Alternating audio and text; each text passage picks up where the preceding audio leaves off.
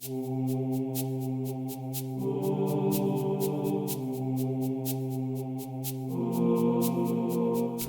1990, Alex Serapian published a Pong clone called GNOP, or Pong backwards, while living with his parents and attending the University of Chicago. Encouraged by his father to make a career out of his hobby, Serapian founded his own company, which was based out of a one-bedroom apartment the very next year.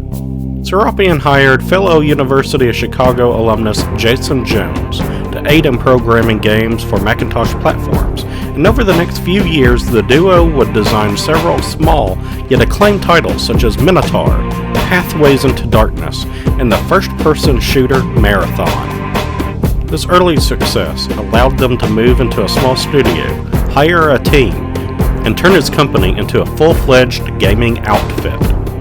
This company came to be known as Bungie. In 1997, Bungie had carved enough of a name for itself that it established a second studio in San Jose, California, named Bungie West. The studio set out to craft an anime-inspired third-person shooter and fighting game hybrid called Oni. Meanwhile, Bungie's main studio began work on a real-time strategy game called Monkey Nuts.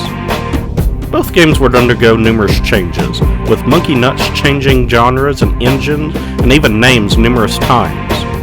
By 1999, the game garnered the attention of Apple CEO Steve Jobs, who unveiled the new project at the Macworld Conference and Expo. That game would come to be known as Halo: Combat Evolved. In the year 2000, Microsoft was seeking a key title to launch with their upcoming Xbox console.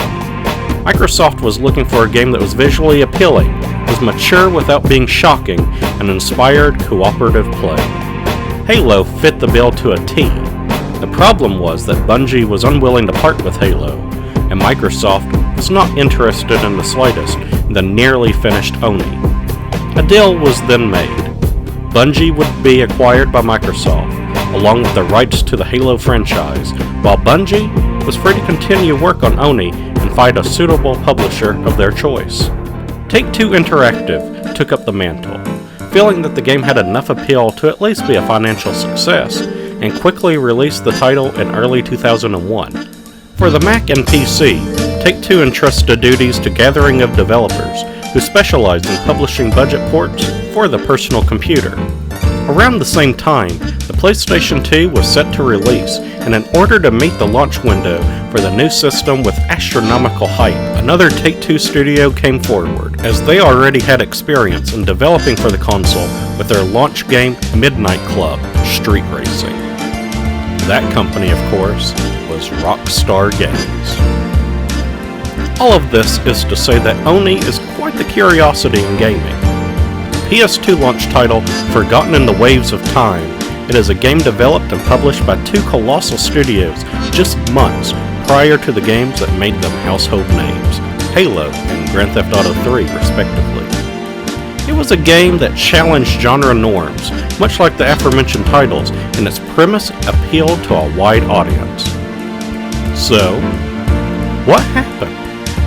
This is Trash or Treasure, the video series where I examine lesser-known titles, or those that have fallen from grace, in order to determine if they are indeed worth adding to your gaming collection, or if they're rubbish, only worth, well, dumping into a trash can.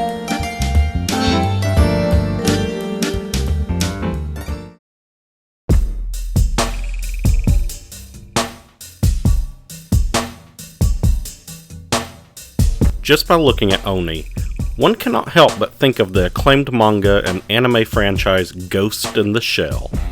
Indeed, both series are set in a cyberpunk near future, star beautiful and deadly female protagonists, fast-paced shooting and fighting action, and killer robots. The franchise was immensely popular for a mid-90s anime, and has remained so, spawning 3 animated movies, a live-action Hollywood blockbuster, a television series, and more.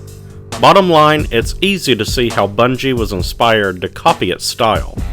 Both series also feature powerful high-tech police departments battling futuristic crime organizations. In Oni, new police recruit Kanoko, whose name is even similar to Ghost in the Shell's Motoko, uncovers a sinister plot involving a notorious crime syndicate, her own employers, and a dark secret concerning her mysterious past. For some, the plot may be engaging, but for me, it was pretty derivative of most other things in the genre. Essentially, I could tell who was evil as soon as they came up on the screen, and the twists in the plot I could see coming from a galaxy far away. Bungie at least crafted a likable heroine in Kanoko. She is tough, ready to get her hands dirty without hesitation, and kicks ass like Trinity in The Matrix. Yet she's not so hard that she's insensitive or uncaring. Kanoko is attractive with a slender body and that purple hair that all the cutest anime girls have, yet she's not overdone or overtly sexual.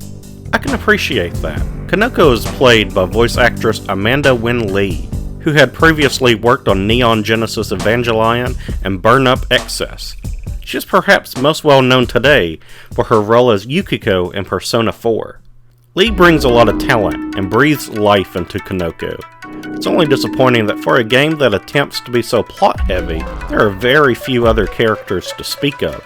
Thus, Lee's talent feels largely wasted, and she has no one to really play off of. But the plot is mostly so-so. The art style and the world Bungie created is at least better than average. The game takes place on a dystopian Earth in the year 2032. The manual gives a great deal of background information to this world, such as that it's controlled by a single totalitarian government established in order to solve an extreme economic and environmental crisis.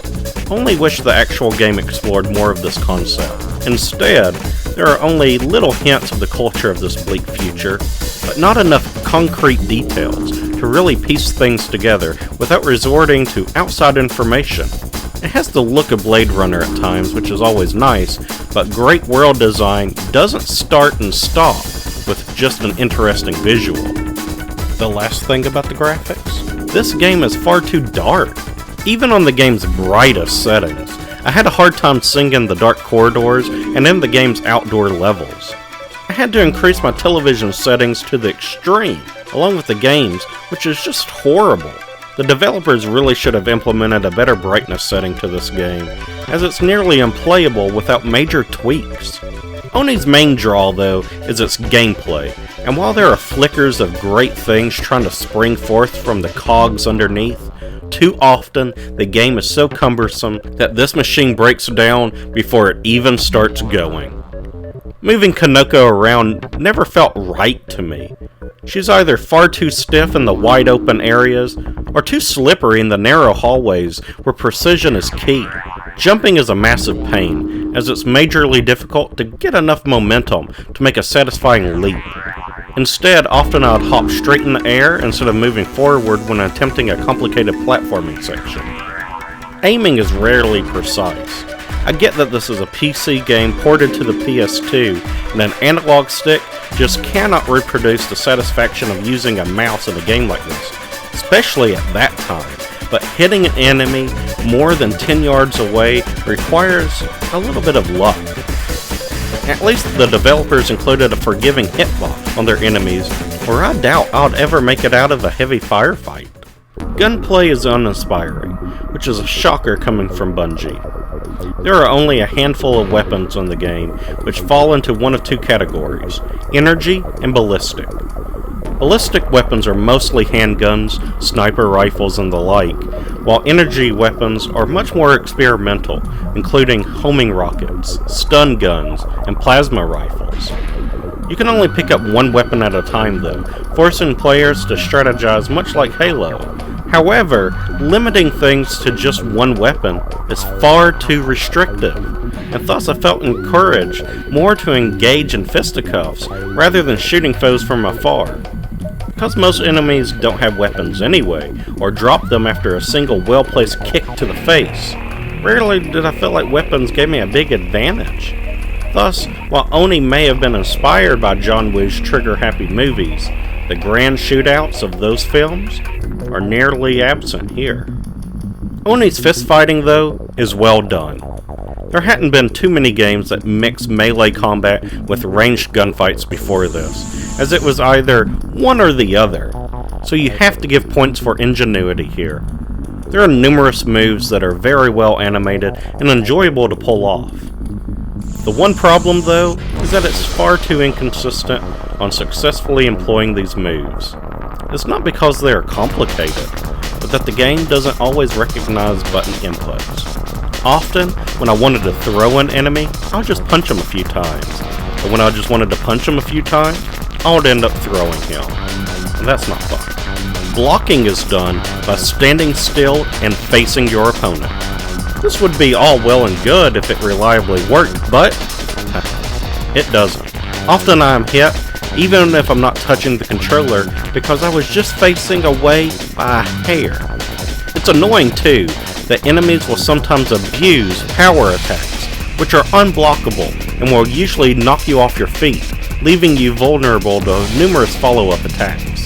Because you have to remain completely still to block, you are usually exposed to these attacks as enemies give little warning before unleashing them.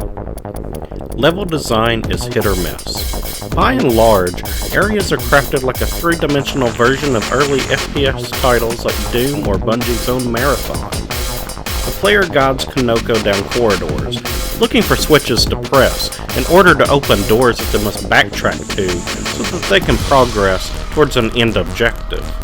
Along the way are open areas with baddies to dispense. Rinse and repeat, each level pretty much plays out the same way. It's a tried and true method for action games, and I'm not faulting Bungie for going the familiar route. But what I do dislike is how empty so many of these areas are. The back of the box brags about having real architects build the levels from the ground up to create lifelike settings. I'm an architect. I have nothing against architects, but being able to design a building is not the same thing as crafting an enjoyable level in a video game. Let me be the architect, I can do it! Thus, so many rooms are wide open and devoid of anything exciting. There's rarely any cover to hide behind once the bullets go flying, or even decorations in smaller rooms. I suppose you could be an architect. In short, Bungie should have probably stuck with the game designers on this one. I'm an architect. It's very intriguing to think of a third-person shooter that mixes fluid and visually stunning melee combat in between intense shootouts. Some games in later years have achieved this much more flawlessly. Devil May Cry, for instance, or even the two Matrix titles, despite their clunkiness, handled combat mostly well.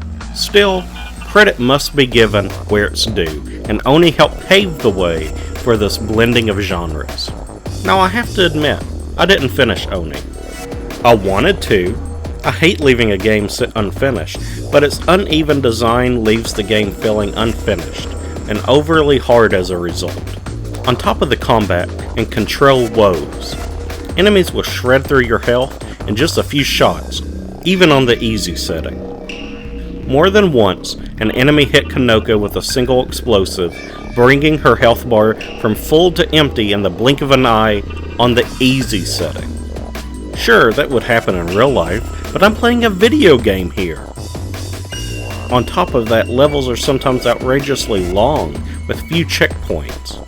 This means that one false move will end your life and force you to retry more than 20 minutes worth of progress over and over again. To add to the unfair difficulty, loading screens here seem to go on forever. I know this is an early PS2 game.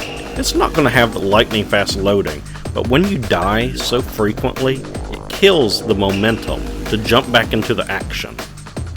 Now, I'm not saying Oni is one of the hardest games I've ever played. It's really not, but its difficulty is in the spectrum of unfair, making it entirely not worth the effort to overcome its hurdles.